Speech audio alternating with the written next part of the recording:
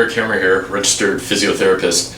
Today I'd like to talk to you about one of my favorite techniques to use, as sort of a combined technique for treating in particular neck as well as sort of peripheral pains and symptoms. It's actually an acupuncture technique known as a balancing method. And basically the way that this balancing method works, which I think it's quite amazing actually, is that essentially the theory behind it is that you can use or you can mirror different body parts essentially to treat very specific areas. So for example, you can think of it almost like a mirror. So for the leg, for example, if I wanted to treat, let's say that the right hip, for example, that would mirror the left shoulder region. So in terms of with acupuncture, the reason this actually works is there's very specific acupuncture points and meridians, they're called. So very specific spots along the arm, along the body, along the back, etc.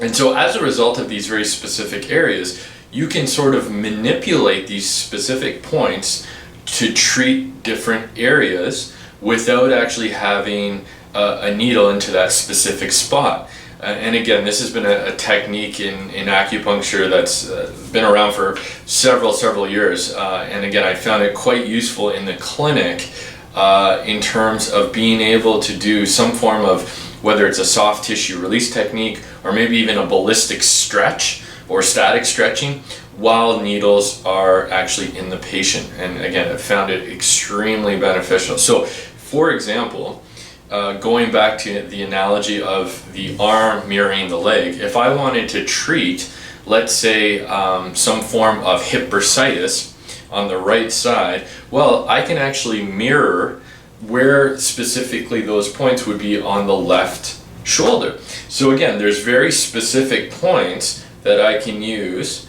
on the left shoulder in terms of acupuncture points that will influence and affect blood flow, circulation, and actually releasing some of the muscles in through the hip.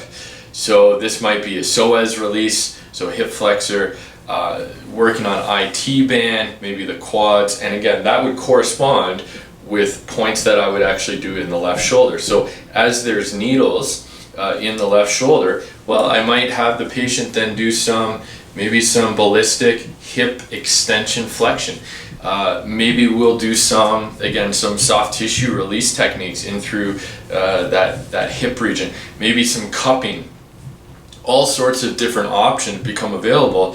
And again, I'm using the fact that there's not localized acupuncture needles in the hip to my benefit. And so again, this can be used, you can really mimic and mirror different areas. So for example, if I wanted to treat, let's say, some form of tennis elbow on the right side, you can also mirror the opposite. So I can place specific needles maybe in the forearm area or into the actual insertion point of the lateral epicondyle on the left side, and I can at the same time then do some soft tissue work in through here, do some stretching, have the patient go through some exercises. So again, a fantastic technique to use in conjunction with other physiotherapy interventions.